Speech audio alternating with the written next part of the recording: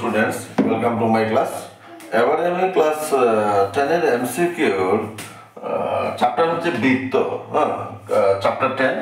তো এই চ্যাপ্টারের প্রিভিয়াস একটা ভিডিও করেছিলাম যেটাতে আমার পার্ট 1 ছিল। এই পার্ট 1 ভিডিওতে আমি কোয়েশ্চেন 5টা ইলাবোরেটলি ডিসকাস করেছিলাম। এবারে আমি কোয়েশ্চেন নাম্বার 6 থেকে ইলাবোরেটলি এক এক করে ডিসকাস করে যাচ্ছি। তো প্রত্যেকটা প্রশ্ন খুবই ইম্পর্টেন্ট, প্রতি বছর দেখা যায় এগুলো একটা না একটা রিপিট হচ্ছে। তো যাই হোক, কোয়েশ্চেন নাম্বার 6 এখানে কি লেখা আছে, যদি একটি বৃত্তের পরিধি এবং কালি সাংখ্যিকভাবে সমান, তাই না, বৃত্তটির ব্যাস হবে option A pi, option B 4 pi, option C 4 and option D 16। তো আমার এখানে কি দেওয়া আছে, এই জায়গাটা আমার একটু ফলো রাখতে হবে। বৃত্তের পরিধি এবং কালি দুটোটা আমার কি, পরিধির ভ্যালু যত কালির ভ্যালু তত। হ্যাঁ, দিস অ্যাকর্ডিং টু কোয়েশ্চেন। তাহলে আমি একটা কাজ করি, যেহেতু আমার দেওয়া আছে যে এক্ষেত্রে বৃত্তের পরিধি ইকুয়াল বৃত্তের কালি, তাই না, বৃত্তের পরিধি ইকুয়াল বৃত্তের কালি। তো বৃত্তের পরিধি হচ্ছে কি, আমরা জানি 2 পাই আর, ওকে, আর বৃত্তের কালি কি পাই আর স্কয়ার, তাই না। তো আর ইনটু আর, তো এখানে আর আছে কয়টা, দুইটা না, পাই মিন্স আর ইনটু আর, এদিকে আছে 2 পাই আর, তাহলে একটা আর দুই দিকে একটা ক্যান্সেল হয়ে গেল, তাই না। তো থাকলো পাই আর, এদিকে আছে পাই পাই পাই ক্যান্সেল, দুই দিকে দুইটা পাই আছে, আর আর ক্যান্সেল হয়ে গেল, তাহলে 2 equal to R, that means R equal to কি থাকলো 2। তো আমার রেডিয়াস আর মিন্স কি, রেডিয়াস মানে ব্যাসার্ধ হচ্ছে কত 2। আমার বের করতে হবে কি, বৃত্তটির ব্যাস, দেখা যাচ্ছে তো, বৃত্তটির ব্যাস আমার নির্ভর করতে হবে। তো আমরা জানি একটা বৃত্তের ব্যাস হচ্ছে কেন্দ্রবিন্দু দিয়ে গমন করে অথচ পরিধির দুই প্রান্তে সংযুক্ত, সেটাই হচ্ছে ব্যাস, যদি কেন্দ্রের মধ্য দিয়ে গমন করে। আর এই সেন্টার থেকে এই পরিধি পর্যন্ত যে দূরত্ব তাকে বলি আমরা ব্যাসার্ধ। এখান থেকেও সেম, পরিধি পর্যন্ত যে দূরত্ব তাকে বলি ব্যাসার্ধ, মানে আর। অর্থাৎ একটা ব্যাস মিন্স এখান থেকে এই সেন্টার দিয়ে গমন করে পরিধি এই পর্যন্ত, দ্যাট ইজ আমরা বলতে পারি যে ব্যাস ইকুয়াল টু হচ্ছে 2 ইনটু আর। অর্থাৎ একদিকে বলতে পারি ব্যাস ইকুয়াল টু 2 ইনটু আর, অথবা ব্যাসার্ধ ইকুয়াল টু হচ্ছে ব্যাস ডিভাইডেড বাই 2, তাই না, ব্যাস ডিভাইডেড বাই 2। তো আমার যেহেতু এখানে ব্যাস ক্যালকুলেশন করতে লাগবে, তো ইকুয়াল টু হচ্ছে 2 ইনটু ব্যাসার্ধের ভ্যালু কত 2, তাই না। তো 2 ইনটু 2 মিন্স 4, ওকে। তাহলে ব্যাসার্ধটা হলো কি 4, অপশন সি ইজ কারেক্ট। আশা করি বুঝতে পেরেছো। নেক্সট, এখানে তো আছে যে একটি বৃত্তের পরিসীমা 242 হলে বৃত্তটির কালি কি হবে। তো একটি বৃত্তের পরিসীমা 242, বৃত্তের পরিসীমা বা বৃত্তের পরিধি, আমরা জানি বৃত্তের পরিধি ইকুয়াল টু হচ্ছে কি 2 পাই আর, ইকুয়াল টু হচ্ছে বৃত্তের পরিধি, ঠিক আছে, বৃত্তের পরিধি। সো দ্যাটস ইমপ্লাইজ এখানে বৃত্তের পরিধি বা পরিসীমার ভ্যালুটা কত আছে 242 ইকুয়াল 2 ইনটু পাই ভ্যালু হচ্ছে 22/7 ইনটু আর, ওকে।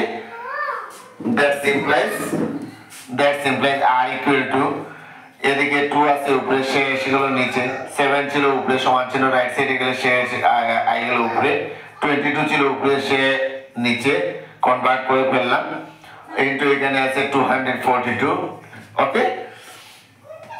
এখন দেখি কাটাকাটি যাবে নাকি।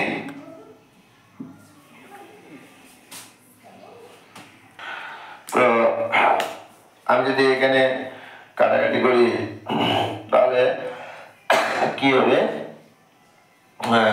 2 দিয়া 2 কে 2, 2 দুগুণে 4, 2 কে 2 না, আবার যাচ্ছে 22 দিয়া, 2 দিয়া 11 দুগুণে 22 না, 11 থেকে 11 দুগুণে 22, 11 নং 121, তাই না। তো উপরে থাকলো 11, নিচে হলো 11 ইনটু 7 মানে কি 7, 11 কত 77, ঠিক আছে, ডিভাইডেড বাই 2। তো আর তো আমার কাটাকাটি যাবে না, তো রেডিয়াস আমার বের হয়ে গেল, রেডিয়াসটা হবে মিটার না, 2277/2 মিটার। বের করতে হবে বৃত্তটির কালি, তাই না? তো এগেইন বৃত্তের কালি ইকুয়াল আমরা কি জানি পাই আর স্কয়ার, ঠিক আছে? তো পাই ভ্যালু হচ্ছে 22/7 ইনটু আর এর ভ্যালু হচ্ছে 77/2 whole square, that means 22/7 into 77/2 into adding 77/2 2 times আছে না? হ্যাঁ, তো এখানে আমরা দেখি যতটুকু সম্ভব ছোট করতে পারি 7 11 77, ঠিক আছে? আর তো এখানে যাচ্ছে 2 দিয়ে 11 দুগুণা 22, তাহলে আর তো ছোট হচ্ছে না, যাই হোক নিচে থাকলো 2, উপরে হচ্ছে 11 নং 121 আমি 77 দিয়ে মাল্টিপল করছি, তাই না? 7 এর 7 7 এর 14 থাকলে 1, 7 এর 7 আর 8, 7 এর 7 7 এর 14 এর 1 থাকলে 1, 7 এর 7 আর 1, দ্যাট ইজ হলো 7 7 8 9 10 11 থাকলে 1, 7 8 9 10 11 12 আর একটা মধ্যে আছে 1, 8 আর 1 9, 9317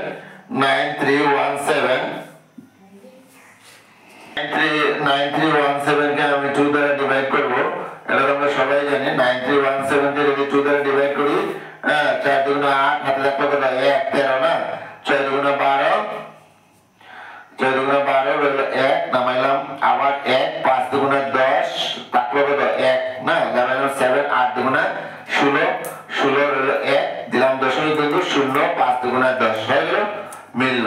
তাহলে কি হলো 4658.5 4658.5, yes, option A is correct. Okay, তো আমার आंसरটা হচ্ছে দাঁড়ালো কত 4658.5। যাই হোক আমি অপশনের উপরে খুব একটা জোর দিচ্ছি না, আমার তো অঙ্ক নিয়ে কথা, এখানে লেখতে হয়তো ভুল হয়ে গেল, তো এখানে হবে 4658। হ্যাঁ, হঠাৎ করে দেখলাম যে কোনো অপশনই নেই, যাই হোক option A is correct. Okay, তো next question number 3. So next question, একটি বৃত্তের পরিধি এবং ব্যাসার্ধের পার্থক্য। একটি বৃত্তের পরিধি এবং ব্যাসার্ধের পার্থক্য 37 হলে বৃত্তটির কালি কি হবে? Option A 184 centimetre square, option B 154 centimetre এবং সি হচ্ছে 121 সেন্টিমিটার এবং ডি 310 সেন্টিমিটার স্কয়ার। তো আমার কোশ্চেনটা কি দেওয়া আছে, বৃত্তের পরিধি যত ব্যাসার্ধ, পরিধি এবং ব্যাসার্ধের পার্থক্য মানে কি বিয়োগ, তাই না? তো এখানে কন্ডিশনটা হচ্ছে কি যে বৃত্তের পরিধি এবং ব্যাসার্ধ, বৃত্তের ব্যাসার্ধ মানে কি আর, ব্যাসার্ধ তাদের পার্থক্য ডট ডিফারেন্স কত দেওয়া আছে 37, এটাই তো আমার কন্ডিশন। তো বৃত্তের পরিধি ইকুয়াল আমরা জানি কি 2 পাই আর মাইনাস ব্যাসার্ধ কি আর ইকুয়াল টু আছে 37। ওকে, এখানে তো বোঝার কোনো কিছু নেই, আমার কোশ্চেনে দেওয়া এই যে পরিধি এবং ব্যাসার্ধের পার্থক্য ইকুয়াল টু 37, পরিধি ভ্যালু পুট করলাম। তো এখানে আমরা দেখতে পাচ্ছি আর একটা কমন নেওয়া যায়, আর কমন নিলে তারপর 2 পাই মাইনাস 1, ঠিক আছে, equal 37। That's equal to R equal, আমাকে যেহেতু এখানে বৃত্তের কালি বের করতে লাগবে, যেহেতু বৃত্তের কালি ইকুয়াল টু আমরা জানি পাই আর স্কয়ার, তো এখানে আর এর ভ্যালুটা যেভাবে হোক আমাকে ক্যালকুলেশন করতে হবে।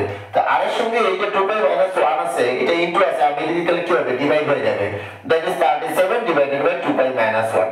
ওকে, 2 pi minus 1 equal 37 divided by 2 into pi, pi value আমরা জানি 22/7 মাইনাস 1।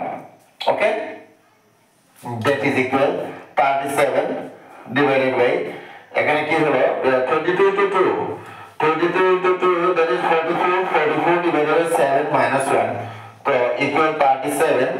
এখানে 7 আমি লসাগু নিলাম, 7 লসাগু নিলে কি থাকলো 44 minus 7। ওকে, তো 44 37 divided by 44 থেকে 7 মাইনাস করলে কত থাকে 37 divided by 7, ঠিক আছে। তো এখন আমি এটা পূরণ করে কি হবে, ভগ্নাংশ যে আকারে আছে আমি তাকে পূরণ করে পাঠিয়ে দেব। তো ইনটু দিলে কি হবে 7 যাবে উপরে 37 আসবে নিচে, তো 37 ultimately cancel, that is equal কত থাকবে 7। দ্যাট ইজ আমার ব্যাসার্ধটা কত হয়ে যাবে, ব্যাসার্ধ হচ্ছে 7 সেন্টিমিটার। না আমাকে অপশনটা আমাকে বের করতে হবে না যে এখানে যে যদি থাকতো যে বৃত্তটির ব্যাসার্ধ কত হবে, তাহলে তো আমার কথাই ছিল না। আপনার বাই করতে গেলে আপনি কি বৃত্তের কালি, তো এই যে আমরা জানি বৃত্তের কালি করছি, বৃত্তের কালি হচ্ছে পাই আর স্কয়ার। তো বৃত্তের কালি ইকুয়াল টু হলো পাই আর স্কয়ার। তো পাই এর ভ্যালু আমরা জানি 22/7 ইনটু r, বর্তমানে কি পেলাম 7, কিন্তু r এর উপর স্কয়ার আছে, তাহলে তার ভ্যালুর উপর square, that is 22/7 into 7 square মানে 7 ইনটু 7, একটা 7 নিচে উপরে ক্যান্সেল হয়ে গেল, তাহলে তারপর কি 7 ইনটু 2 স্কয়ার 7 14 একটা 15 না 154 এখানে সেন্টিমিটার দেওয়া, তাহলে কালি বের করতে যখন কি হবে সেন্টিমিটার স্কয়ার। এরকম অপশন আছে কি? ইয়েস আছে, অপশন বি ইজ কারেক্ট। আমরা দেখতে পাচ্ছি যে কোশ্চেনটা খুবই ইম্পর্টেন্ট, যে 5 সেন্টিমিটার ব্যাসার্ধ একটি বৃত্তের পি বিন্দুতে PQ একটি স্পর্শক এবং ও কেন্দ্রের মধ্য দিয়ে টানা রেখাকে কিউ বিন্দুতে কাটে, যাতে OQ ইকুয়াল 12 সেন্টিমিটার এবং PQ এর দৈর্ঘ্য হবে option A 13 centimetre, B 12 centimetre, C 85 centimetre and D √119 centimetre. তো 5 সেন্টিমিটার ব্যাসার্ধ, বৃত্তটার ব্যাসার্ধ মানে কেন্দ্র থেকে পরিধি পর্যন্ত যে কোনো দিকেই আমার সব দিকে তো ডিসটেন্স সমান। তো এখানে আমি দেখলাম যে কেন্দ্র থেকে পরিধির দূরত্বটা হচ্ছে আমার 5 সেন্টিমিটার, ঠিক আছে। তো পি বিন্দুতে PQ টা হচ্ছে একটা স্পর্শক। স্পর্শক মানে কি? বৃত্তের বহির্বিন্দু থেকে যে কোনো পরিধির যে কোনো একটা বিন্দুতে জাস্ট যে চলে, সেটাই তো আমার স্পর্শক। একটা বিন্দুতে যা স্পর্শ করছে তাকে আমরা বলি স্পর্শক।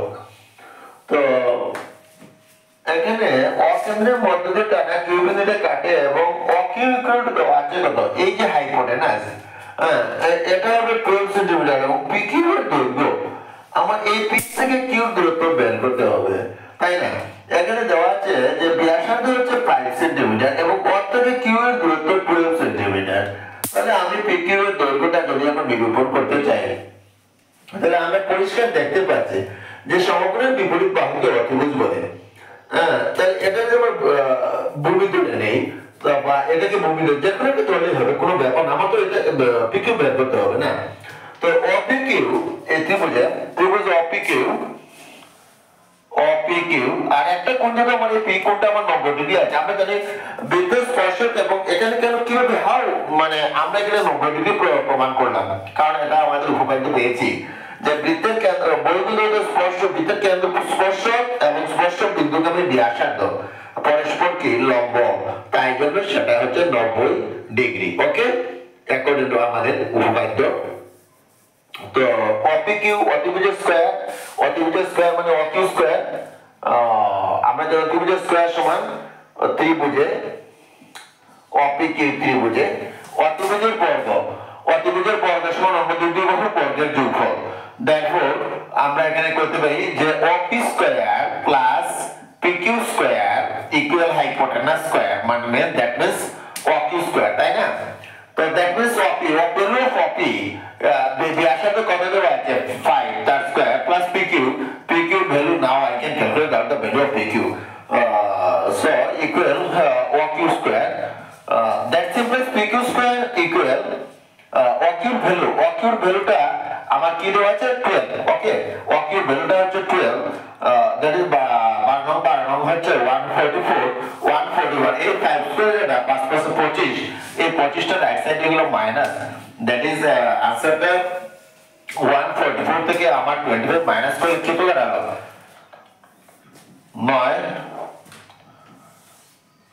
9 নাকি 6 7 8 9 10 11 12 13 14, ইয়েস 9, আর এখানে কত থাকলো 3, তো 3 হলে 3, এখানে কত থাকলো 1, দ্যাট ইজ কত 190, ঠিক আছে। কিন্তু এখন একটা জিনিস দেখা যাচ্ছে যে এদিকে বর্গ আছে কিন্তু 119 এর বর্গমূল নাই, তাই না? তো PQ ইকুয়াল টু আমরা কি লিখতে পারি, যেহেতু এদিকে বর্গ ছেড়ে দিলাম তাহলে এটার বর্গ ছাড়া এটা রূপ নিয়ে নিলাম, কারণ 169 এর বর্গমূল হবে না, এটা তো আর সম্ভব না অঙ্কটা করা। তো এরকম আমাদের অপশন আছে নাকি? ইয়েস আছে 119 এবং সেন্টিমিটার দেওয়া আছে, তাহলে PQ ভ্যালু হচ্ছে 119 √119, option D is correct. Okay, next question. in the same method and also same pattern. The question আমরা যেটা দেখতে পাচ্ছি the 3 সেন্টিমিটার ব্যাসার্ধের একটি বৃত্তের কেন্দ্র থেকে পরিধি পর্যন্ত দূরত্ব যেটাকে আমরা বলি ব্যাসার্ধ, হ্যাঁ, সেটা এদিকে দিলে চলবে, চতুর্দিকে যে কোনো দিকে এটা পরিধি পর্যন্ত তার বৃত্তের দূরত্ব সমান। তো এ বিন্দুতে টানা স্পর্শকের দৈর্ঘ্য এদিকে দিচ্ছে বৃত্তের কত ব্যাসার্ধটা 3 সেন্টিমিটার, আর এ বিন্দুতে টানা যেহেতু বৃত্তের যে কোনো পরিধি বহির্বিন্দু থেকে পরিধির উপর একটা বিন্দুতে স্পর্শ করে সেই স্পর্শকের দৈর্ঘ্যটা সেটা হচ্ছে 4 সেন্টিমিটার। এখন দেওয়া হচ্ছে যে বৃত্তের কেন্দ্র থেকে এই এ বিন্দুর দূরত্ব, তার মানে এই স্থান থেকে আমাকে এই স্পর্শকের দৈর্ঘ্য যেটা 4 সেন্টিমিটার এটা আমাকে নিরূপণ করতে হবে, তাই না? তো অপশন দেওয়া আছে কি, অপশন এ হচ্ছে 5 সেন্টিমিটার, বি 7 সেন্টিমিটার এবং সি 25 সেন্টিমিটার এবং ডি √7 সেন্টিমিটার। তো যাই হোক, যেহেতু আমি দেখতে পেলাম যে দুইটা সাইড আছে, এই যে এর সেম কোশ্চেন আমাদের মনে রাখতে লাগবে যে বৃত্তের স্পর্শক এবং স্পর্শ বিন্দুগামী ব্যাসার্ধ পরস্পর কি হয় লম্ব, তাই না? বৃত্তের স্পর্শক এবং স্পর্শ বিন্দুগামী, এই যে পি থেকে যে স্পর্শ বিন্দুগামী হচ্ছে ও, আর এটা হচ্ছে এর থেকে পি পর্যন্ত কি সেটা হচ্ছে স্পর্শক। এই স্পর্শক এবং স্পর্শগামী ব্যাসার্ধ দুইটা বাহুয়ে মিলিত হয়ে যে কোণ উৎপন্ন হয় সেই কোণের মান কত 90 ডিগ্রি। তাহলে তো দেখা যায় ও পি এ পি ও বা ও এ পি এটা কি ত্রিভুজ, এটা হচ্ছে সমকোণী ত্রিভুজ, রাইট অ্যাঙ্গেল। সমকোণী ত্রিভুজে আমরা কি জানি, পাইথাগোরাস সূত্র করলে কি জানি, অতিভুজের স্কয়ার সমান অন্য দুই বাহুর বর্গের যোগফল, তাই না? তো অতএব